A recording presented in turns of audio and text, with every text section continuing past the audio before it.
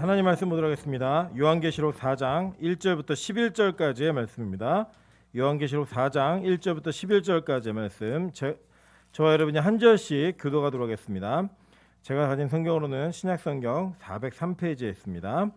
1절부터 마지막 절까지 같이 교독하고 마지막 절은 합독하도록 하겠습니다. 이 일 후에 내가 보니 하늘에 열린 문이 있는데 내가 들은 바 처음에 내게 말하던 나팔 소리 같은 그 음성이 이르되 이리로 올라오라. 이후에 마땅히 일어난 일들을 내가 내게 보이리라 하시더라. 내가 곧 성령에 감동하였더니 보라 하늘에 보좌를 베풀었고 그 보좌 위에 앉으신 이가 있는데 앉으신 이의 모양이 벽옥과 홍보석 같고 또 무지개가 있어 보좌에 둘렀는데 그 모양이 녹보석 같더라. 또 보좌에 들려 24 보좌들이 있고 그 보좌들 위에 24 장로들이 흰 옷을 입고 머리에 금 면류관을 쓰고 앉았더라. 보좌로부터 번개와 음성과 우레소리가 나고 보좌 앞에 켠 등불 7이 있으니 이는 하나님의 7 영이라. 보좌 앞에 수정과 같은 유리 바다가 있고 보좌 가운데와 보좌 주위에 4 생물이 있는데 앞뒤에 눈이 가득하더라. 그 첫째 생물은 사자 같고 그 둘째 생물은 송아지 같고 그 셋째 생물은 얼굴이 사람 같고 그 넷째 생물은 날아가는 독수리 같은데 4 생물이 각각 6 날개가 있고 그 안과 주위에 눈이 가득하더라. 그들이 밤낮 쉬지 않고 이르기를 거룩하다 거룩하다 거룩하다 주 하나님 곧 전능하신 이여 전에도 계셨고 이제도 계시고 장차 오실 자라 하고 그 생물들이 보좌에 앉으사 세세토록 살아계시는 이에게 영광과 존귀와 감사를 돌릴 때에 24 장로들이 보좌에 앉으신 이 앞에 엎드려 세세토록 사시는 이에게 경배하고 자기의 면류관을 보좌 앞에 던지며 가로되 우리 주 하나님이여 영광과 존귀와 능력 권능을 받으시 합독합니다. 근데 이게 지금 성경이 개정 개혁이 아닌 것 같아요. 바꿔주세요. 개정 개혁으로 볼게요. 마지막 절 우리 4장 11절 제가 읽겠습니다. 다 같이 합독합니다. 됐어요? 제가 읽어드릴게요. 우리 주 하나님이여 영광과 존귀와 권능을 받으시는 것이 합당하오니 주께서 만물을 지으신지라 만물이 주의 뜻대로 있었고 또 지으심을 받았나이다 하더라. 아멘. 네, 우리 주변에 있는 분들에게 이렇게 한번 인사하도록 하겠습니다. 거울 보고 무너진 자존감이 당신을 만나면 회복됩니다. 네, 이 두 가지 의미가 있겠죠, 그죠? 내가 거울 보고 너무 자존감이 무너졌는데 옆에 있는 사람 보니까 희망이 생기는 뭐 이럴 수도 있고요. 또 옆에 사람들이 나를 세워주고 도와주는 것을 통하여서 우리의 연약함과 부족함들이 채워지는 그런 은혜가 있을 거라고 믿습니다. 저는 교회 공동체가 참 좋은 것 중에 하나는 사실 이제 일반 공동체들은요, 뭔가 만들면 뭐 예를 들면 비슷한 성적, 뭐 비슷한 관심, 뭐 비슷한 어떤 사는 지역 이런 것들로 이렇게 뭉쳐지는데 교회는 좀 다른 것 같아요. 교회는 그런 거와 상관없이 연령에도 상관없이 이렇게 많은 사람들이 모입니다. 이 모이는 가운데에서 우리가 서로에게 회복이라는 은혜를 끼칠 수 있다고 한다면 그리고 그 은혜를 경험할 수 있다고 한다면 저는 이 시대에 교회만큼 좋은 공동체가 없다고 생각합니다. 우리 옆선에 다시 한번 이렇게 인사하도록 하겠습니다. 당신을 만난 것은 나한테 가장 큰 축복입니다. 네, 우리 김지숙 사모님은 뒤에 보고는 안 하시네요. 저 뒤에 남편이 앉아 있으니까 그쪽은 축복이 아니라고 생각하는지 그 얘기 안 하시네요. 그래서 우리 요한계시록 오늘 23번째 강해입니다. 4장 1절부터 11절까지 말씀을 가지고 데칼코마니라는 제목으로 하나님 말씀 증거하도록 하겠습니다. 이 데칼코마니라는 단어는 이제 미술 용어입니다. 원래 프랑스어예요. 프랑스어인데 우리 미술 전공하시는 분들 계시고 이렇게 있는데 이게 물감이나 그림으로 종이의 반 정도의 그 자리에다가 그림을 그리는 애에게 종이를 탁 포개가지고 나오는 그림 또는 전체 면을 위에다가 그냥 종이를 덮어가지고 같은 그림을 만들어내는 그런 그림의 기법을 이 데칼코마니라고 부릅니다. 근데 사실은 오늘 제가 이 요한계시록 4장을 설교하면서 이 본문의 내용을 가지고 이 데칼코마니라는 제목을 결정한 것은 이 본문에 있는 내용이 4장의 내용이 우리가 보시는 바와 같이 하늘의 예배, 즉 천상에서 어떻게 예배가 드려지고 있는가예요. 근데 이것을 어떻게 해석하느냐 그리고 어떻게 가지고 있느냐가 여러분이 지금 이 땅에서 사는 예배와 어떤 관련이 있는가를 정확하게 이해할 수 있는 내용입니다. 여러분 먼저 제가 좀 말씀을 드리면 이 시대의 요한계시록을 너무나 잘못 해석하는 사람들이 많이 있습니다. 특별히 이 요한계시록을 가지고 우리 한국 교회에 있는 많은 이단들이 다 이 요한계시록부터 출발해요. 뭐 예를 들면요, 오늘 되게 재밌는 거 나오는데 중간에 보면 4절에 그 보좌가 24개의 보좌가 있고 24장로가 있다고 얘기했잖아요. 그래서 여러분 진짜 신천지 가시면요, 이만희 교주를 가운데 앉혀놓고 24명의 장로가 이걸 사진을 찍어가지고요 홍보를 합니다. 그러니까 이만희와 24장로 이렇게 해가지고요. 근데 놀라운 사실은 그 24장로 중에 몇몇이 탈퇴하고 죽고 막 이래가지고 숫자도 특이하죠. 18장로가 남았습니다. 무슨 장로예요? 18장로가 남은 거예요. 18장로가 남아가지고 지금은 이제 그 교리가 제대로 가르칠 수 없는 무너진 교리가 돼버린 거예요. 그러니까 이게 말도 안 되는 해석을 하니까 이런 일이 벌어지는 거예요. 여러분 잘 보세요. 여기 우리가 오늘 제가 이걸 왜 말씀을 드리냐면 이 요한계시록은 정확히 알고 보면 쉬운 성경이에요. 그런데 모르고 보면 이것만큼 어려운 성경이 없어요. 그러다 보니까 이 어려운 거를 뭐 이럴듯하게 설명하는 걸 들으면 와, 이 사람이 진짜 대단한 사람이구나 하는 걸 느낀다는 거예요. 근데 아니에요. 요한계시록은 구약의 근거를 두고 해석하면 너무나 쉽습니다. 너무나 쉽기 때문에 여러분이 이것을 잘 이해하시는데 좀 도움을 드리고자 제가 오늘은 이 요한계시록 전체 내용들을 이 4장의 내용에 적용해서 여러분이 어떻게 요한계시록을 바라봐야 하고 해석해야 되는지를 간략하게 좀 설명하도록 하겠습니다. 뭐 예를 들면 이런 거예요. 아까 우리 7절부터 8절에 보시면 첫째 생물, 그러니까 네 생물이 나오는데 한 생물은 사자 같고, 둘째 생물은 송아지 같고, 그리고 셋째 생물은 얼굴이 사람 같고, 넷째 생물은 날아가는 독수리 같다 이렇게 얘기하죠. 그죠? 여러분 이걸 보면 우리 한 가지 정확히 알 수 있어요. 그러니까 즉 세대주의자들이 얘기하는 것처럼 세대주의자가 뭐냐면요, 이런 거예요. 뭐 666, 베리칩, 뭐 프리메이슨 이런 거 얘기하는 사람들 있잖아요. 이런 사람들이 해석하는 그 문자적 해석을 기준으로 한다 그러면 이러한 생물이 나타나야 돼요. 예를 들면 첫째 뭐 사자 같고 있을 수 있죠. 그죠? 두 번째 또 뭐예요? 송아지 같고, 여기까지는 가능해요. 근데 세 번째는 뭐예요? 생물의 얼굴은 사람 같고, 이거 뭐 원숭이인가? 뭐 이렇게 느낄 수 있고, 넷째 생물은 날아가는 독수리 같은데 라고 얘기해요. 그러니까 즉 지금 요한이 뭔가를 보고 얘기를 하는데 이 생물들에 대한 분명하고 정확한 단정을 못 내리는 거예요. 예를 들면 송아지다, 사자다 이렇게 얘기하는 게 아니라 송아지 같고 사자 같고 이렇게 얘기한다는 건 비슷하지 그 동물이 아니라는 거예요. 즉 여기서 말하고 있는 동물 네 동물은 이 땅에 존재하지 않는 동물이에요.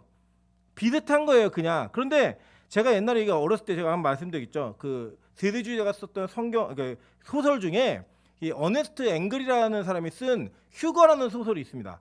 그 소설을 제가 만화로 된 걸 읽다 보니까 진짜로 뭐 환란 때가 되면 이런 네 생물이 나와가지고 네 생물이 사람들을 심판하고 괴롭히는 막 이런 그림들을 그려놨어요. 제가 그걸 보고 막 밤에 악몽을 꾸고 막 잠을 못 자요. 왜냐면 저 휴거 못 받을까봐 막 이런 걱정을 했던 그런 아주 그때 성경 알았으면 모르겠는데 잘 몰라가지고 그런 기억이 있어요. 여러분도 그런 불안감 없으세요? 가서 자고 일어났는데 남편이 없고 아내가 없어갖고 나만 놓고 다 휴거된 거 아닌가 뭐 이런 불안함을 가질 수 있잖아요. 절대 걱정하지 마세요. 이건 성경 그렇게 해석하는 게 아니라는 거예요. 왜냐하면 오늘도 1절에 이 부분이 연관이 있기 때문에 설명을 좀 드립니다. 이거는요 상징이에요. 상징. 즉 어떤 이 환상 가운데 정확한 이런 상징적인 내용들을 바라보고 이 상징을 통해서 이것이 무엇을 의미하는가를 이 요한이 찾아가는 거예요. 그리고 구약의 성경과 비슷하게 알아가는 거예요. 그리고 오늘은 그 내용들을 제가 쭉 설명하면서 이것이 지금 이 땅에 있는 지금 여러분이 예배하고 있는 이 교회와 여러분 자신이 교회잖아요. 교회와 어떤 연관성이 있고 어떻게 해석해야 올바른 성경 해석인가 이런 것들을 살펴보도록 하겠습니다. 먼저는 이걸 좀 보셨으면 좋겠어요. 이 요한계시록 자체가 계시예요. 그죠? 계시록인데 이거를 묵시문학이라고 얘기합니다. 근데 이 묵시가 도대체 뭐냐? 이걸 좀 보실 필요가 있을 것 같아요. 자, 먼저 볼게요. 1번에 보시면 요한복음 1장 15절에 이렇게 얘기합니다. 요한이 그에 대하여 증언하여 외쳐 이르되 내가 전에 말하기를 내 뒤에 오시는 이가 나보다 앞선 것은 나보다 먼저 계심이라 한 것이 이 사람을 가리킴이라 하니라 라고 얘기해요. 자, 여기서 요한은 누구였죠? 세례 요한이에요. 근데 이 세례 요한은 촌수로 따지면 예수님의 사촌 형입니다. 6개월 먼저 태어난 형이에요. 그러면 우리는 예를 들면 쌍둥이가 태어나면요 희한하죠. 유대인들하고 대한민국만 먼저 태어난 애를 형이라 그래요. 그러니까 미국에서는 쌍둥이가 태어나면 늦게 태어난 애가 형이에요. 뱃속에서 먼저 생겼다 그래가지고 그래갖고 미국 성경 같은 거 보시면요 여기 각주가 달려 있어요. 막 야곱이 형의 발 뒤꿈치를 닫고 나왔는데 왜 야곱을 형이라고 안 하고 동생이라고 하는지를 설명을 해줘요. 이제 그런 식인데 여기 보면 6개월 차이가 나면 이거는 뭐 여지가 없죠. 그죠? 분명히 세례 요한이 형이에요. 그죠? 근데 이 세례 요한이 뭐라고 얘기하냐면 세례 요한이 예수님을 증거하면서 내가 먼저 태어났지만 분명히 시간적으로 다 알아요. 근데 내 뒤에 오시는 이가 나보다 어떻게 있었대요? 먼저 있었다라고 얘기해요. 그죠? 그러니까 우리가 일반 상식으로는 말이 안 되는 거예요. 더 충격적인 걸 보시면요. 요한복음 8장 56절부터 58절에 보시면 너희 조상 아브라함은 나의 때 볼 것을 즐거워하다가 보고 기뻐하였느니라. 유대인들이 이르되 내가 아직 50세도 못 되었는데 아브라함을 보았느냐. 예수께서 이르시되 진실로 진실로 너에게 이르노니 아브라함이 나기 전부터 내가 있느니라 하시니 라고 얘기했어요. 그죠? 그러니까 여러분 예수님하고 아브라함은 뭐 이게 게임도 안 되는 차이죠. 그죠? 거리로 따지면요. 이 시간으로 따지면 거의 2000년 가까이 뭐 더 넘게 차이 난다고 해도 과언이 아닌 그런 정도의 시간의 차이가 있어요. 그런데 예수님이 뭐라고 얘기하냐면 내가 아브라함 때도 있었고 그 먼저부터 존재했다라고 얘기하는 거예요. 그러니까 이 시대에 이 예수님의 발언을 들었던 사람들은 뭐라 그랬을까요? 저 또라이네? 이렇게 얘기할 수밖에 없는 상황인 거예요. 지금 이 상황이. 여러분 이렇게 묵시라고 하는 거는요. 잘 기억하셔야 돼요. 시간의 한계를 넘지 않으면 해석할 수 없는 겁니다. 즉 무엇을 얘기하는 거냐면 우리는 시간이라고 하는 그 영역 속에 우리가 한계를 가지고 살고 있어요. 그리고 그 유한함을 가지고 무한하신 하나님을 이게 체크하다 보니까 이게 개념이 안 맞는 거예요. 그게 무슨 말이냐면 자 우리는 과거와 현재와 미래라고 하는 시제를 가지고 있죠. 그죠? 그리고 실제로는 현재라는 건 존재하지 않아요. 지금이 현재라고 말하는 순간 이미 과거가 됐죠. 그죠? 그러니까 이 현재라고 말하는 순간과 과거만 경험할 뿐이지 우리는 미래라고 하는 것을 사실 예측도 할 수 없고요. 그 예측이 다 맞지도 않아요. 여러분 잘 생각해 보세요. 여러분의 인생이 여러분 계획한 대로 되셨어요? 안 되셨어요. 그죠? 여러분 5분 뒤만 알 수 있으면요. 여러분 전 세계에서 가장 큰 부자가 될 수 있습니다. 5분 뒤에 주식시장이 어떻게 변하는가 이것만 다 예측해도 돈 어마어마하게 벌 수 있어요. 그런데 우리가 그걸 못하는 이유가 뭐예요? 모르기 때문이에요. 가끔 맞추더라도 그거는 통계에 의한 확률에 의한 이렇게 될 것이다 이 정도의 개념이지 내가 원한 대로 그것이 다 이루어지지 않더라는 거예요. 우리 인생이. 우린 미래를 몰라요. 그런데 이 모든 것을 창조하신 하나님은 모든 것을 다 아시겠죠. 그죠? 모르면 하나님 아니죠. 여러분 하나님도 모르고 나도 모르는데 내가 왜 하나님을 섬겨요? 각자 살면 되지. 근데 우리 하나님은 다 아신단 말이에요. 다 아시기 때문에 하나님은 과거, 현재, 미래라는 시제의 개념을 넘어선 분이에요. 그러니까 이걸 통째로 다 보고 계신 거예요. 그러니까 하나님의 입장에서는 과거도 하나님께 현재고 미래도 현재인 거예요. 자, 이해되시죠? 무슨 말인지. 그러니까 오늘 이 요한계시록에 있는 전체 내용은 미래에 있을, 우리의 관점에서는 미래에 있을 그 이야기를 하나님이 요한에게 현재처럼 경험하게 하시는 거예요. 왜 그렇게 경험하게 하신 게 가능하느냐? 하나님께서는 이 일을 반드시 이루실 것이기 때문에 이 일을 현재처럼 경험하게 하시고 야 앞으로 이렇게 이루어질 것에 대한 확실한 믿음을 가져라고 하는 거예요. 여러분 우리도요 이게 인간관계 속에 약속을 잘 지키는 친구가 있죠. 그죠? 이게 뭐 예를 들어 뭐 시간 약속, 돈을 빌면 돈에 대한 약속 이런 거 신뢰가 있는 사람들 있잖아요. 그 사람한테 무언가 부탁을 하고 얘기를 하면 반드시 지킬 걸 믿기 때문에 그 부탁을 들어주고 시간을 정해요. 그죠? 이런 것처럼 무언가 인간 사회에서도 신뢰가 생기면 그 사람에 대한 신뢰가 생기면 그 사람이 한 말을 믿어요, 안 믿어요? 믿어요, 우리는요. 그죠? 그런데 전능하신 무엇인가 어떤 것도 불가능한 것이 없으신 하나님께서 내가 반드시 이 일을 성취하겠다. 내가 반드시 이 일을 하겠다라고 말씀하시는 순간, 작정하시는 순간 그 일은 이미 하나님의 관점에서는 이루어진 거예요. 이해되세요? 자, 그래 이런 겁니다. 요한계시록은 하나님이 마지막에 새하늘과 새 땅에 어떤 일이 있을 것인지 그곳에 들어가는 사람들이 누구인지 그곳에서 어떤 영광이 있을 것인지를 결정해 놓으신 거예요. 그리고 창조라는 시간부터 태초라고 하는 창조의 순간부터 지금까지 이 시간의 흐름은 그 종말을 향해 가고 있는 거예요. 그러니까 우리 뭐 종말 그럼 맨날 무서운 영화만 보셔가지고 안 좋은 거로만 기억하시는데 그게 아니라 하나님의 종말은 영광스러움이에요. 모든 영광의 완성이에요. 그 하나의 계획과 작정의 종국이에요. 완성됨. 그 완성됨을 향해 우리가 가고 있는 거예요. 계속. 그런 관점에서 요한에게 지금 이걸 보여주는 겁니다. 여러분 왜 이렇게 보여줬을까요? 잘 생각해 보세요. 이 전에 우리가 3장까지 내용을 기억하시면 이 요한이 7교회의 내용들을 쭉 나열을 했어요. 근데 거기에는 베스트도 있었고 월스트도 있었죠. 그죠? 나쁜 애들도 있었고 나쁜 교회도 있었고 여러 교회들이 있어요. 그 교회들이 이 편지를 받을 때 어떤 마음이 들었을까요? 어떤 교회는 야, 우리가 잘못하고 있는 게 다 들켰구나. 하나님 다 하시는구나. 나의 죄악이 이렇게 폭로되는구나 라고 하는 자기의 수치와 모욕, 그리고 또 자기 자신의 한계가 무엇인지를 발견할 수 있었을 거예요. 또 어떤 교회는 와, 우리는 잘하고 있구나. 우리는 굉장히 칭찬받는 이 열심을 가지고 계속 살아야겠다라고 하는 것들을 결단하기도 했을 거예요. 우리 안에 그런 모습 다 있는 거예요. 다 있는데 중요한 건 뭐냐? 하나님이 요한아, 너 일로 올라와봐. 올라오라 그래가지고 이 올라간 곳에서 하늘의 예배가 어떻게 드려지고 있는지, 그리고 그 예배의 주인공이 누구이고 그 예배 속에 어떤 일이 벌어지는지를 요한에게 정확히 보이시고 알리시는 거예요. 그걸 통해서 확신을 갖는 거예요. 내가 보고 왔는데 너네 다 이겨. 내가 보고 왔는데 너희들 다 영광스러운 자리에 올라가게 돼 있어 라고 하는 정확하고 분명한 하나님의 확신을 여러분에게 심어주는 거예요. 그게 성경인 겁니다. 그래서 성경은요, 우리에게 고난이라는 과정이 있다는 건 분명히 얘기하지만 그 고난이 막 절망과 모든 것을 다 잃어버리는 슬픔으로만 접근하는 게 아니에요. 이 고난 뒤에 어떠한 승리가 있고 어떠한 영광이 있는지를 너무나 분명하게 말씀해주고 있는 겁니다. 그래서 그거를 힘차게 뛰어넘는 거예요. 그래서 여러분, 신앙생활은 우리가 막 질질질 끌려가는 고난의 생활이 아니에요. 맨날 슬프고 우울하고 이런 게 아니에요. 신앙은요, 그런 어려움이 있다 할지라도 그 뒤에 어떠한 영광이 있는지를 약속해주고 있는 기쁨의 소식입니다. 복음은. 그래서 그 기쁨의 소식을 듣고 지금의 아픔과 힘듦을 넘어서는 거예요. 아, 내가 반드시 이길 거니까, 내가 반드시 승리할 거니까, 예수를 말미암아 이기는 자가 될 거니까, 남은 자가 될 거니까 지금의 이 고통과 아픔은 아무것도 아니야 라고 얘기하면 뛰어넘는 거예요. 왠지 아세요? 여러분 잘 보세요. 이 요한계시록을 들었던 첫 번째 성도들은요, 예수 믿으면 죽는 시대에 살고 있었습니다. 너 예수 믿어? 죽어. 너 예수 믿어? 사자랑 싸워. 너 예수 믿어? 불에 태워. 이런 것들을 비일비재하게 당하고 있었던 시대 속에서 그들의 신앙 지키는 게 얼마나 힘들었겠어요.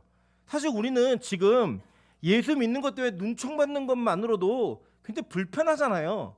불편하시고, 뭐 예를 들어서 뭐 우리 여기 사업하시는 분들도 계시고 뭐 계시는데, 예수 믿기 때문에 난 당신과 거래 안 합니다. 예수 믿기 때문에 당신 대학원 안 보냅니다. 이러면 우리가 얼마나 힘들겠어요. 예수 믿으니까 우리 직장에 오지 마세요. 근데 우리 그 정도의 고통과 아픔을 가지고도 예수 믿는 거에 대한 불안함을 좀 가져야 돼요. 그런데 한번 생각해 보세요. 예수 믿으면 죽는다? 이 시대에 믿음을 지키는 거 그렇게 쉬운 일 아니에요. 근데 그들에게 이 요한계시록이 약속하고 있는 거예요. 야, 내가 하늘에 가봤더니 앞으로 너희들의 관점에서 미래에 될 일이 무엇인지를 보았더니 그곳에서 예배가 드려지고 있는데 거기에 너의 자리가 있어 라고 말해주고 있는 성경이 바로 이 요한계시록인 거예요. 여러분, 이 요한계시록은요, 그런 관점으로 보셔야 되는 거예요. 자, 그런 관점으로 여기 나와 있는 단서들을 과거와, 그러니까 제가 다시 한번 좀 정리를 드리면, 이 요한계시록은요, 우리가 모르는 미지의 세계만 얘기해 주는 게 아니라 이게 바로 곧 오늘의 현실이고 또 구약의 성도들의 삶이었어요.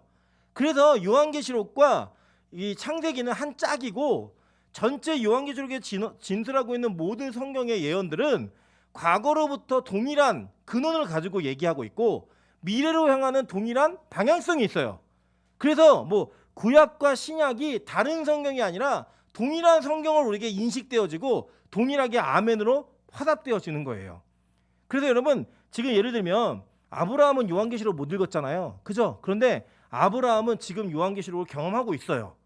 그렇기 때문에 우리가 천국에서 만났을 때는 구약의 성도든 신약의 성도든 우리 모두가 다 이 성경의 기쁨을 누릴 수 있고, 또 초대교회 성도나 지금 우리 한국교회 성도나 모두가 이 요한계시록을 읽으면서 동일한 고백과 동일한 신앙의 자리로 나아갈 수 있는 겁니다. 그러니까 요한계시록 막 비서가 돼가지고 뭐 뭘 풀면은 뭐 미래를 맞추고 이런 성경이 아니에요. 요한계시록은. 그러니까 절대 막 이런 신천지 뭐 이런 분들한테 현혹되지 마세요. 이런 분들 성경 모르는 분들이에요. 그런 분들은 알면 절대 이렇게 해석할 수가 없어요. 여러분, 그런 관점을 가지고 이 내용들을 좀 보도록 할게요. 자, 보세요. 먼저는 1절에 보니까 이렇게 얘기합니다. 이후에 내가 보니 하늘에 열린 문이 있는데, 이거 지난주에 다뤘으니까 넘어갈게요. 내가 들은 바 처음에 내게 말하던 나팔 소리 같은 그 음성이 이르되 이리로 올라오라 라고 얘기했어요. 그죠? 나팔 소리가 들렸다. 나팔 소리 같은 음성이 들렸다라고 얘기해요. 데살로니가전서 4장 16절부터 18절 이렇게 얘기합니다. 주께서 호령과 천사장의 소리와 하나님의 나팔 소리로 친히 하늘로부터 강림하시리니 그리스도 안에서 죽은 자들이 먼저 일어나고 그 후에 우리 살아남은 자들도 그들과 함께 구름 속으로 끌려 올려 공중에서 주를 영접하게 하시니 그리하여 우리가 항상 주와 함께 있으리라. 그러므로 이러한 말로 서로 위로하라라고 얘기해요. 그러니까 많은 이 세대주의자들이 이 본문을 보고 야 봐라 휴거 있잖아 이렇게 얘기해요. 근데 이거는 휴거를 얘기하는 게 아니에요. 제가 증명해 드릴게요. 마태복음 24장 3절부터 13절 보면 이렇게 얘기합니다. 예수께서 감람산 위에 앉으셨을 때 제자들이 조용히 와서 이르되 우리에게 이르소서 어느 때에 이런 일이 있겠사오며 또 주의 임하심과 세상 끝에는 무슨 징조가 있사오리까. 예수께서 대답하여 이르시되 너희가 사람의 미혹을 받지 않도록 주의하라. 많은 사람이 내 이름으로 와서 이르되 나는 그리스도라 하여 많은 사람을 미혹하리라. 난리와 난리의 소문을 듣겠으나 너희는 삼가 두려워하지 말라. 이런 일이 있어야 하되 아직 끝은 아니니라. 민족이 민족을 나라가 나라를 대적하여 일어나겠고 곳곳에 기근과 지진이 있으리니 이 모든 것이 재난의 시작이라. 그때 사람들이 너희를 환난에 넘겨주겠으며 너희를 죽이리니 너희가 내 이름 때문에 모든 민족에게 미움을 받으리라. 그때 많은 사람이 실족하게 되어 서로 잡아주고 서로 미워하겠으며 거짓 선지자가 많이 일어나 많은 사람을 미혹하겠으며 불법이 성함으로 많은 사람의 사랑이 식어지리라. 그러나 끝까지 견디는 자는 구원을 얻으리라. 이 천국 복음이 모든 민족에게 증언되기 위하여 온 세상에 전파되리니 그제야 끝이 오리라 라고 얘기해요.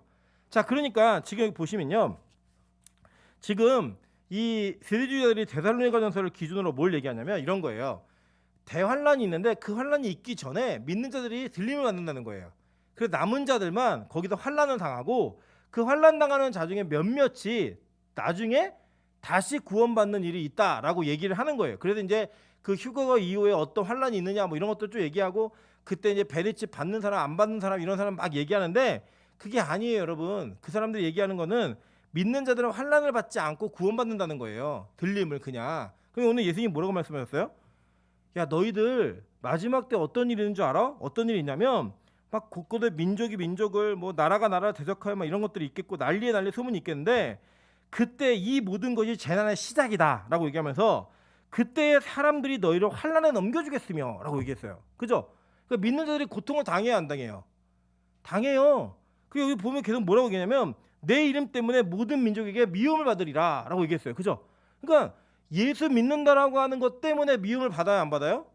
받아요, 여러분. 이거 정확히 알고 계셔야 돼요. 물론 교회가 비상식적인 일을 저질러 가지고 비난을 받는 걸 얘기하는 게 아니에요. 이 내용은 그 내용을 얘기하는 게 아니라 진짜로 신앙이라고 하는 것을 갖고 살면 우리는 반드시 세상으로부터 미움을 받게 돼 있다라는 거예요. 여러분 경험해 보신 적 있으실 거예요. 반 전체가 뭐 예를 들어 뭐 떠들고 있는데 거기서 떠들지 않고 가만히 앉아 있으면서 떠들 때마다 야 너희들 떠들지 마라고 얘기하고 앉고 꼭 그런 애가 있었죠. 누구예요? 반장. 그죠? 반장이 있는데 그렇게 같이 떠들지 않고 선생님 말씀을 잘 듣고 그 말대로 행하는 반장이 인기가 있어요, 없어요? 없죠. 어떤 반장이 인기가 있어요? 그래서 선생님이 와가지고 때리려고 그럴 때 제가 대신 다 맡겠습니다. 이런 반장이 인기가 있지. 자기가 정직하고 정확하고 FM으로 모든 것을 다 진행하면 인기 있어요, 없어요? 없어요, 여러분. 이 세상에서 세상 사람이 사는 방식이 있어요.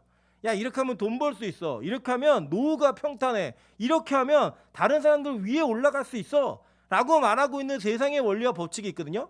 그 법칙을 성경을 두고 바라보면 안 맞아요. 성경이 그렇게 살라고 얘기하지 않았어요.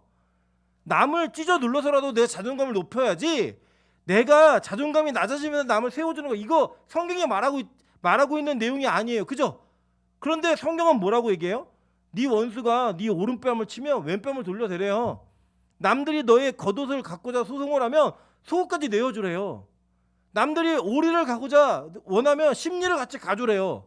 이게 성경이 말하는 거예요. 원수의 상에 목전에 상을 베풀어 주래요.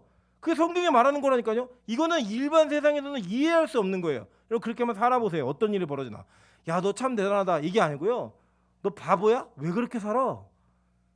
너 신앙이라는 걸 지키면서 왜 그렇게 사니? 라고 우리를 한심하고 이상하게 생각을 하고요. 심지어는 그렇게 지속적으로 살아가게 되면 일관성 있게 미움을 받게 됩니다. 그게 이 땅의 삶이에요.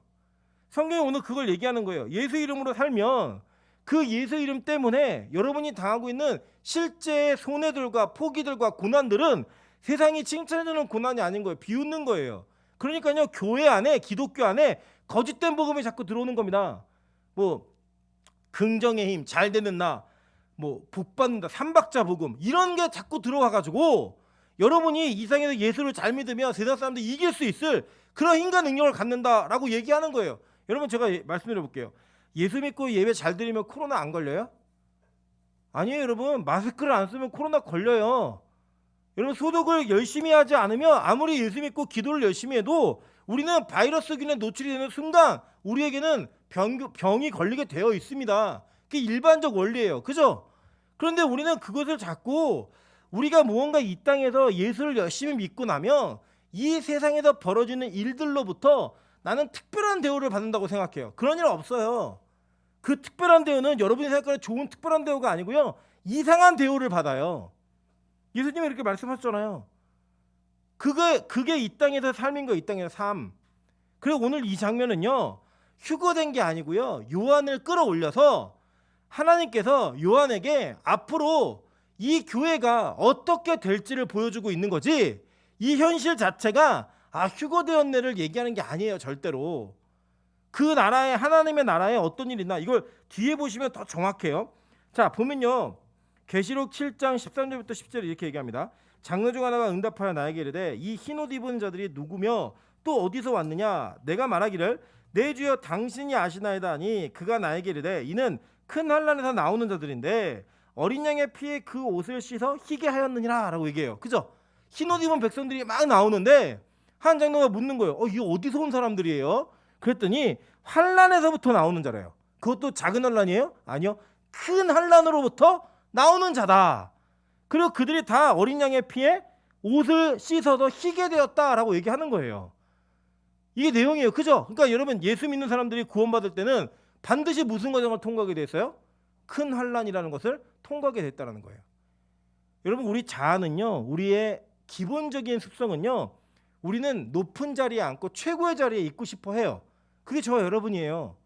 선악과를 왜 따먹었어요? 하나님보다 내가 높은 자가 되고 싶어서, 하나님 없이도 사는 존재가 되고 싶어서 우리는 그것을 따먹은 자들의 후회들이고, 우리 안에 여전히 그 왕 되고 싶은 마음이 있다 없다? 엄청 많아요. 그죠? 그래서 말씀이 나를 후드로 패면 싫은 거예요. 말씀이 내가 사는 방향과 반대를 얘기하면 안 믿어지는 거예요. 이게 믿기 싫은 거예요. 그게 우리들의 모습이라는 거예요. 그 우리들의 모습. 그런데 그거를 받아들이는 거, 즉 내가 죽는 거, 내 자아가 무너지는 거, 이게요 환난이에요. 환난. 제가 오늘도 우리 김지수 사모님이 그 은비 뱃속에 있는 태아의 사진을 가지고 왔어요. 초정밀 초음파 사진을 갖고 왔고 막 보는데 딱 보는 순간 노대현이다. 이런 마음이 탁 들고, 제가 이렇게 노대현 전사가 서 있는데 그랬어요. 불쌍하다. 그랬더니 왜 불쌍해? 저희 아내는 또 왜 불쌍하다 그래요. 아니, 애 나오는 건 행복한데 불쌍하다. 왜 불쌍하냐? 노 전사님이 이렇게 입이 짧아요. 입이 짧은 애들은 2시간마다 얼마 안 먹을 거예요. 아마 아빠 닮아갖고 얼마 안 먹으면 2시간마다 깨가지고 깨울 거예요. 근데 우리 사모님은 저랑 비슷한 체질이어가지고 누가 어떤 일이 있어도 깨지 않는 깊은 잠에 들어가요. 근데 우리 노 전사님은 되게 예민해가지고 바스락 소리만 나도 벌떡벌떡 일어나는 그런 은혜가 있어요. 그러면 은비가 울면 누가 일어나겠어요? 그렇죠. 전사님이 일어나는 거죠. 전사님이 일어나기 시작하면 이제 잠은 잤다 안 잤다? 못 잤다. 근데 애가 이제 좀 많이 먹고 크면 이 아이가 이제 오래 잠을 잘 수 있는데, 노 전사님 잘못 쓰면 많이 먹는다, 조금 먹는다. 조금 먹는다. 제가 볼 때는 1시간 20분 만에 일어날 것 같아요. 1시간 20분마다 계속. 그리고 그때부터 뭐예요? 고난과 환난이 시작되는 거예요. 여러분, 그때는요 자아는 없는 거예요. 내 자아는 자고 싶어요. 눕고 싶어요. 더 쉬고 싶어요. 그런데 상대가 나를 쉬지 못하게 해요. 근데 그게 내 자식이에요. 그리고 못 쉬는 거예요. 계속 이러는 거예요. 저는 그래 믿어요. 육아는요 자기 부인의 끝판왕입니다. 육아는 자기 부인의 끝판왕이에요. 내 힘대로 뭘 할 수가 없어요. 저도 그렇게 힘들어도 찬수가 아빠 배고파 밥 갖고 와 그러면 어쩔 수 없어요. 그래 그럼 밥 일어나서 밥을 하는 거예요. 그냥 내가 배고프면 참으면 되는데, 그게 자기 부인. 이게요 여러분, 자녀를 기르면서도 힘든 거지만 여러분이 이 땅을 살면서 자기 부인한다는 건요, 세상 사람들이 소위 말하는 이거 저 세상에나 가능한 일이에요. 죽어야지만 가능한 일. 진짜 죽어야 돼요. 그러니까요, 그게 환란이겠어요, 환란 아니겠어요? 환란이에요. 이 땅에 내가 눈에 뻔히 보이는 욕심껏 살 수 있는 방법이 있는데 그 방법을 내려놓는 거예요. 내가 지금 잠깐 눈 감고 거짓말하고 저 사람을 속이면 지금 내가 취할 수 있는 이득이 있는데 못하는 거예요. 나는 그걸 원하는데. 여러분, 그 쉬운 일 아니에요. 그걸 참아내는 건요, 그게요 자기 부인인 거예요. 그 일들이 이루어지면서 우리가 이 땅에서 뭘 당하느냐, 환란이란 걸 당하는 거예요. 환란.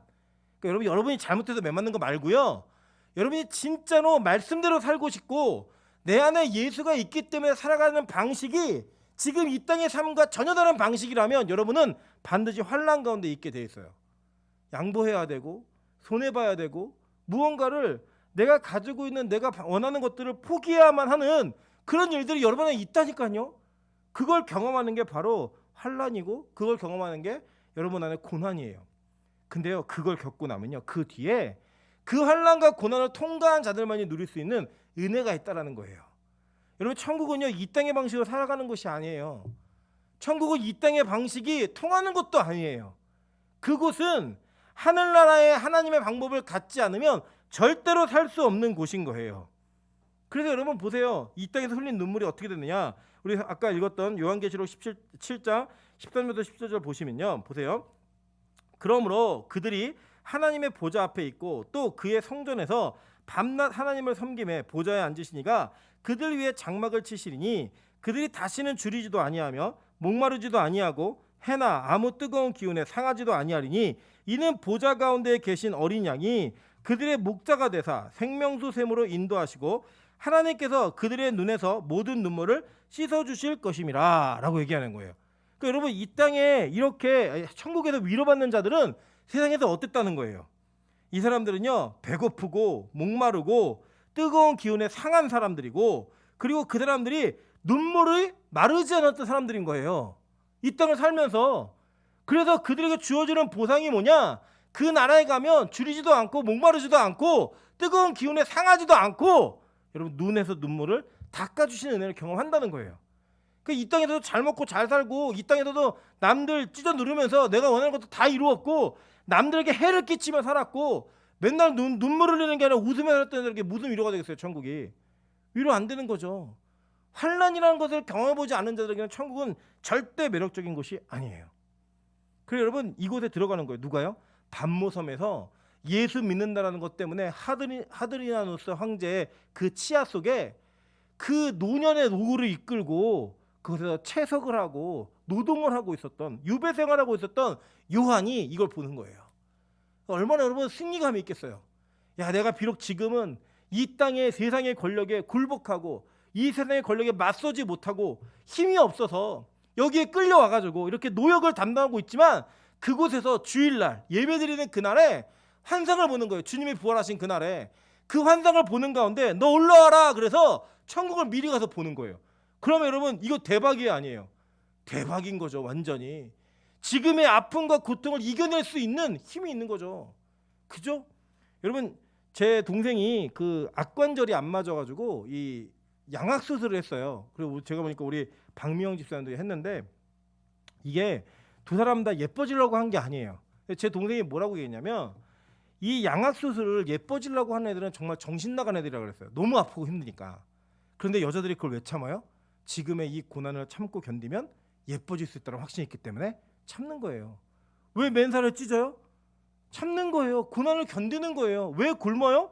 왜 먹고 싶은 걸 참아내요? 그 고난을 견디면 아름다운 눈매가, 아름다운 몸매가 나타난다고 믿기 때문이에요. 그걸 참는 거예요. 지금 현재의 고난은 장차올 영광과 좋게 비교할 수 없다 말씀 암송하면서 참아내는 거예요. 그게 이 땅을 사는 사람들의 모습이라고요. 그런데 우리에게는 그것보다 더 큰 영광이 기다리고 있는 거예요. 이 땅에서 손해보고 무언가를 양보하고 무언가 이게 피해 같은 걸 당하면서 살지만 나중에 하나님께서 우리에게 주실 그 영광이 얼마나 큰지를 미리 보고 나니까 이거 참아내는 거예요. 견뎌내는 거예요. 이게 복음이라고요. 여러분, 기독교는요, 제가 정확히 말씀드리지만 내세 지향적 종교예요. 천국이 소망이에요. 그게 목적이에요. 그리고 그 목적에 대한 확신이 있으니까 오늘을 살아낼 수 있는 거예요. 그 마치 그 이단들처럼 막 천국이 오고 끝나니까 다 팔고 뭐하고 아무것도 하지 말자 이거 아니고요. 그 땅에 대한 확신과 소망이 있기 때문에 오늘의 최선을 다할 수 있는 거라고. 오늘에 그 최선을 다할 수 있는 그 삶은 천국에 대한 확신, 소망으로부터 나오는 거예요. 그래서 여러분 진짜 예수를 제대로 만나고 경험하게 되잖아요. 그러면 우리가 이 땅에서 살고 있는 삶의 가치를 다르게 부여합니다. 예전에는요, 내가 잘 먹고 잘 살고 내가 무언가를 이루고 싶어서 열심히 노력하던 내가 이제는 나에게 맡겨준 그 사명과 소명이 너무나 소중해서 그 일을 향해 달려가게 돼 있는 거예요. 옛날처럼 똑같은 일을 하고 있어도 그 일에 부여되어진 가치가 다른 거예요. 부여되어진 의미가 다른 거예요. 그러니까 의미가 달라진 그 의미 속에 여러분이 알고 있는, 여러분이 갖고 있는 이전의 삶과는 전혀 다른 삶의 가치의 열매들을 맺어내게 되는 거예요. 예를 들어 볼게요. 여러분에게 예를 들어서 지금 바닷가에 가서 우리가 하루 종일 쓰레기를 치우는 작업을 한번 하도록 하겠습니다 라고 해서 다 가잖아요. 그럼요, 한 2시간 정도 하면 그만하자, 이런 일 왜 하냐, 도대체 이게 무슨 의미가 있냐, 이런 불만과 불편들이 다 나올 거예요. 그죠? 그런데 만약에 우리 앞바다, 우리나라 바다에 기름이 유출돼 가지고 이거 안 치우면 안 된다, 이거 안 치우면 환경이 파괴되고 우리나라의 후손들이 다 손해를 당하게 돼 있다 라고 얘기하면 자원봉사 하는 거예요. 열심히 똑같은 일을 하는데 의미 있게 하는 거예요. 가치 있게 하는 거예요. 왜냐? 이 일에 담겨진 의미가 뭔지를 정확히 알아내니까. 우리 그리스도인들은 그렇게 사는 겁니다.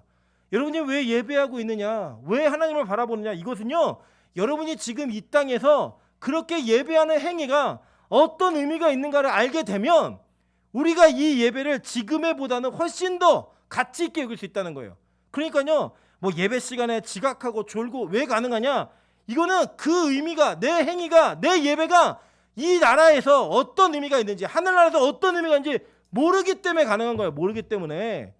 알면요 절대 그렇게 할 수 없다는 거예요. 보실까요? 이게 보니까요, 올라가서 보니까 하늘에 보좌를 베풀었고 그 보좌에 앉으신 이가 있는데 이 앉으신 이의 모양은 벽옥과 홍보석 같고 무지개가 있어 보좌에 둘렀는데 그 모양이 녹보석 같더라, 여기에요. 그러니까 제가 간단히만 설명해 드릴게요. 그냥 그림으로 보좌가 하나 있는 거예요. 그리고 거기에 이 보좌 자체가 벽옥과 홍보석 같고 무지개가 있대요. 무지개가 이렇게 있는 거예요. 그리고 그 주변에 뭐가 있느냐, 4절 보세요. 보좌에 들려 24 보좌들이 있고, 그러니까 이 보좌 주위로 24 보좌들이 딱 앉아 있는 거예요. 그러니까 의자를 보면 가운데에 아주 화려하고 멋진 의자가 있고 거기에 무지개가 펴 있는 거예요.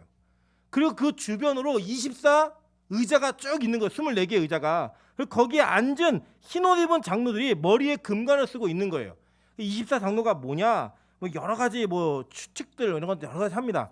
여러분 성경은요, 성경에다 푸시면 돼요. 요한이 설명해 줬어요, 이거를요. 계시록 21장 10절부터 14절입니다. 성령이 나를 데리고 크고 높은 산으로 올라가 하나님께로부터 하늘에서 내려오는 거룩한 성 예루살렘을 보이니 하나님의 영광이 있어 그 성의 빛이 지극히 귀한 보석 같고 벽옥과 수정같이 맑더라. 크고 높은 성곽이 있고 12문이 있는데 문에 12천사가 있고 그 문들 위에 이름을 썼으니 이스라엘 자손의 12지파의 이름들이라 라고 얘기하는 거예요. 첫 번째, 동쪽의 세 문, 북쪽의 세 문, 남쪽의 세 문, 서쪽의 세 문이니 그 성의 성곽에는 12기초석이 있고 그 위에는 어린 양의 12사도의 12이름이 있더라 라고 얘기했어요. 자, 그러니까 지금 이 천국에서 뭔가 내려오는 그 천국에 보니까 성곽이 있는데 그 성곽 문마다 이름이 기록되어 있는데 무슨 이름이 기록되어 있는 거냐면 12지파, 루벤부터 베냐민까지 시작한 12지파 이름이 쭉 기록되어 있고, 그리고 성곽에는 12기초석이 있는데 이 기초석에는 누가 있는 거예요? 베드로부터 시작해 베드로, 안드레, 야고보, 요한, 바돌로메, 도마, 마태, 알페 아들 야고보, 시몬과 다데오, 가룟 유다, 이 이름이 가룟 유다 빼고 다데오, 그러니까 마지막에 마띠아 이름까지 쭉 있는 거예요. 그러니까 이 구약에서 요한계시록에 나오는 12지파와 12사도는 뭘 대표하는 거냐면요, 여러분 잘 보세요. 우리나라는 완전한 숫자가 있죠. 어떤 완전한 숫자냐면 대부분이 우리나라는 그러니까 십진법에 의해서 10이라는 것을 굉장히 중요하게 생각해요. 그래서 예를 들어 9,900원, 그럼 되게 싸 보이죠. 예, 그런데 거기에 100원이 더 붙으면 10,000원. 그럼 이제 가치가 달라지는 느낌이 있어요, 우리는. 그래서 예를 들어 누가 9,900원을 주면 야 100원만 더 줘, 10,000원 채워줘, 이렇게 얘기를 보통 합니다. 그죠? 근데 이스라엘 사람들은요 12라는 숫자가 완전한 숫자예요. 12이라는 숫자가. 그래서 구약의 12지파라고 얘기할 때 이 12지파는 구약의 교회들, 즉 구원받은 백성들의 상징으로서의 12라는 숫자를 대표해요. 그리고 신약의 12사도, 그러면 신약의 구원받은 백성들, 이 12명의 사도들을 대표로 교회를 상징하는 거예요. 그래서 이 12, 구약의 12과 신약의 12를 합치면 24이죠. 그죠? 그래서 24장로라고 얘기하면 그게 뭘까요? 구약과 신약을 통틀어서 구원받은 하나님의 백성들, 즉 전체 시대를 아우르는 교회를 상징하는 거예요. 자, 이해되셨죠? 그러니까 이 요한계시록에 나와 있는 대부분의 내용들은 다 상징이에요. 상징. 이게 뭘 상징하고 있는가를 보는 거예요. 여러분 같은 경우 우리가 시를 읽거나 뭐 노래를 하거나 그러면 그 노래 안에 들어있는 가사 속에 무언가를 상징하는 게 있고 시 속에 무언가를 음미하고 은유적으로 담아놓은 게 있잖아요. 똑같아요. 요한계시록은 구약과 신약 전체를 통틀어서 예수 그리스도가 교회를 어떻게 구원하시는가, 어떻게 이 교회를 하나님의 영광스러운 승리 가운데 이끄시는가, 이거를 설명하고 있는 책이에요. 이 책 자체가. 여러분 한번 생각해 보세요. 보통 우리가 보면은 뭐 예수 잘 믿으면 도덕적 윤리적으로 깨끗해진다, 그런 말도 일리가 있겠지만 그게 목적 아니에요. 만약에 우리가 예수 믿는 것을 통해 우리의 삶이 도덕적으로 완성되어져 가는 걸 목표로 한다면 굳이 교회를 다니시지 않아도 되고요. 법륜 스님 걸 들으셔도 돼요. 김구 선생의 책만 읽어도 되고 도산 안창호의 책을 읽으면서 여러분의 마음을 정화시키면 돼요. 근데 우리가 이 성경을 보는 목적은 그게 아니에요. 성경은 우리가 어떻게 구원받는가를 설명해주고 있는 책이고 우리가 구원받는 원리를 이해시키는 책인 거예요. 즉 이 책을 읽으면서 아 내가 이렇게 구원받겠구나, 내가 이러한 모습으로 구원을 받는구나 라고 하는 것을 확신하게 되는 책이지 내가 도덕적으로 깨끗해져 이거 아니라고요. 여러분 이게 얼마나 넌센스냐면요, 도덕과 윤리가 변해요 안 변해요? 변해요. 어떻게 변하는지 보실까요? 여러분 우리나라에는요 고려시대 때 고려정이라고 하는 아주 좋은 사회제도가 있었어요. 그게 뭐였냐면 식량이 부족하고 먹을 게 부족하니까 힘을 쓰지 못하는, 노동력을 제공하지 못하는 노인들은 그냥 산에다 갖다가 버리는 거예요. 그게 그 시대의 윤리였다고요. 왜냐하면 그렇게 해야지만 사회가 안정되게 유지가 될 수 있었어요. 지금은 이해가 안 되잖아요. 어떻게 그럴 수가 있어 라고 얘기하지만 그때는 그 시대에는 그게 윤리였다고요. 그게 도덕이었다고요. 근데 안 간다고 얘기하고 막 문기둥 붙잡고 있고 이런 사람이 비윤리적인 사람이었어요. 그 시대에는요. 그때는 갔다가 그냥 부모를 산에다 놓고 오고 그 놓고 오는 것을 그대로 받아들이는 부모가 아주 윤리적인 부모였다고요. 지금 그렇게 하면 어떤 일이 벌어져요? 뭐 칼부림이 날까요? 잡혀가죠. 그냥 잡혀가고 난리가 벌어지겠죠. 그죠? 말도 안 되는 일이에요. 근데 그 당시에 그 윤리였다니까요. 여러분 시대만 아니고요, 상황에 맞춰서 윤리는 변해요. 제가 자주 듣는 비유 있죠. 여러분 이 동시대를 살고 있는데 지금도 에스키모인들의 일부 부족들은요 집안에 귀한 손님이 오면 자기 부인과 잠자리를 하게 해줘요. 그게 윤리예요. 그게 도덕이고 동시대를 사는데, 그러면 만약에 주님이 여러분을 평가하신다, 그럼 무슨 윤리와 무슨 기준으로 평가하시겠어요? 야 고려시대 뭐여, 조선시대 뭐여, 아브라함 시대 뭐여, 에스키모인 뭐여, 한국 사람들 뭐여, 이렇게 평가하실까요? 아니에요. 그러면 우리는 우리가 생각할 때 마음껏 살 수 있는 나라로 가면 돼요. 근데 하나님은요 그렇게 평가하고 그런 걸 목적으로 이 책을 쓰신 게 아니에요. 하나님이 이 책을 쓰신 목적은 딱 하나예요. 네가 예수로 말미암아 구원받는 거, 그 사실을 잊으면 안 돼. 성경 창세기부터 요한계시록 딱 하나예요. 딱 하나. 네가 구원받을 수 있는 유일한 소망은 예수 그리스도야. 이걸 가르치고 각인시키는 거예요. 계속 반복적으로. 우리가요 얼마나 악하냐면 이렇게 많은 책을 봐도요 우리 자신이 여러분 안에 여전히 예수 아닌 다른 방법이 있는 것 같아요. 그래서 자아가 막 스물스물 올라오는 거예요. 여전히 우리 안에 예수 아닌 다른 방법이 있는 것 같아요. 그래서 내가 무언가를 열심히 노력하고 무언가를 최선을 다하면 이룰 수 있을 것 같은 거예요. 안 돼요. 성경이 사랑하는, 하나님께서 사랑하는 자들을 다 실패하게 하세요. 우리 2부 예배 드리시는 분들 기억하시죠? 그래 아실 거예요. 야곱의 인생이 얼마나 찬란한지, 그죠? 파란만장한지 보셨잖아요. 결국 하나님 원하시는 거 뭐예요? 내가 원하는 자리까지 끌어다 놓는 거예요. 갖다 놓는 거예요. 그냥 강제로라도 그냥 캐리해서 오는 거예요. 그냥 그게 하나님이세요. 이해 안 되죠? 안 받아들여지죠? 왜요? 내 자아가 있으니까, 내 힘이 더 강하니까. 근데 그거를 믿음으로 아멘이라고 순종하는 것, 그거를요 구원받은 자의 모습이라고 성경 가르쳐요. 놀랍지 않습니까? 이 대표들을 모아놓은 게 20대 장로예요. 신구약 전체를 통틀어서. 어떤 누구도요, 여러분 보세요. 12명의 아들들, 12지파도, 12사도, 가룟 유다가 죽고 난 뒤에 들어온 마띠아를 포함한 12사도도 어떤 누구도 자기 마음대로 자기 원한대로 살다가 죽은 사람들이 아무도 없어요. 그들이 교회의 모습이 어떤지를 보여주는 거예요. 교회가 어떤 모습으로 살아가는 존재인지를 보여주는 거예요. 그게 바로 복음입니다. 그게 바로 여러분이 믿고 따라가고 걸어가야 될 길인 거예요. 그래서 24장로가 금 면류관을 쓰고 앉았다가 뭐예요? 하나님이 딱 있으니까 그게 보좌 앞에 엎드려서 자기의 관을 다 드리는 거예요. 한번 보실게요. 우리 뭐 어차피 짐승은 오늘 못하니까요. 걱정하지 마시고요. 10절 보세요. 24장로들이 보좌에 앉으신 이 앞에 엎드려 세세토록 살아계시는 이에게 경배하고 자기의 관을 보좌 앞에 드리며 이르되 라고 얘기해요. 그죠? 그 뒤에 뭐예요? 우리 주 하나님이여 영광과 존귀와 권능을 받는 것이 합당하오니 주께서 만물을 지으신지라 만물이 주의 뜻대로 있었고 또 지으심을 받았나이다 하더라 라고 얘기해요. 그러니까 이 교회들이 영광이 있는 거예요. 금관이. 그러니까 이때 금관 이거 면류관 이런 뜻이거든요. 영광 막 박수 받고 칭찬받는. 근데 그걸 갖다가 다 하나 앞에 드리면서 하는 얘기가 뭐예요? 만물이 다 주님 뜻대로 지으셨고 주의 뜻대로 있었고 그렇게 지은 바 되었습니다 라고 얘기하면 이 영광도 다 주님 것입니다 라고 얘기하는 거예요. 그래서 우리가 영광을 돌려드린다 라고 얘기하잖아요. 그러니까 뭐냐면 영광 원래 다 하나님 건데 우리에게 주신 거예요. 잠깐.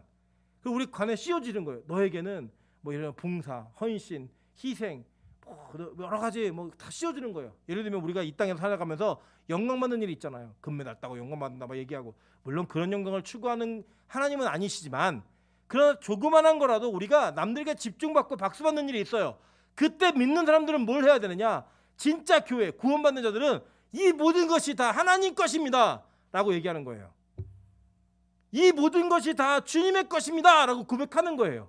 그게 교회의 모습인 거예요. 교회의 모습.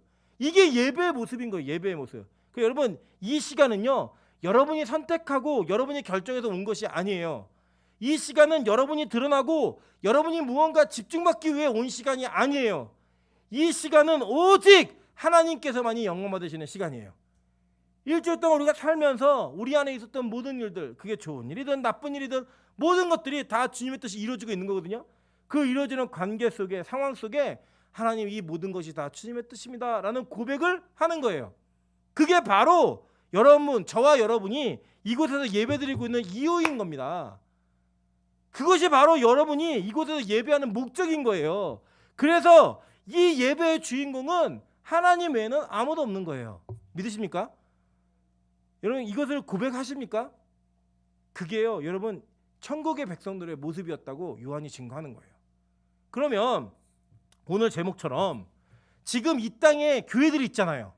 빛과 소금 교회도 있고 뭐 사랑의 교회도 있고 뭐 분당 우리 교회 뭐 많은 교회들이 있죠. 그죠? 그 교회들이 그리고 또 예배하고 있는 저와 여러분이 다 교회예요. 저도 교회고 여러분도 교회고 다 교회예요. 그런데 하늘에 있는 교회 예배가 빈 도화지에 대깔꼬마니처럼 딱 포개진 다음에 펴졌을 때 어떤 그림이 그려져 있는가? 그게 바로 여러분이 천국의 백성이 될 수 있는 자인가 아닌가를 얘기해주고 있는 거예요. 이해되세요? 이게 얼마나 무서운 일이라면 이 요한계시록을 통해 어떤 이들은 그래 내가 지금은 고난과 어려움과 힘든 문제가 있지만 하나님이 나를 반드시 구원하시고 이 고난과 환난으로부터 건지실 거야 라고 하는 확신 가운데 들어가게 돼 있어요.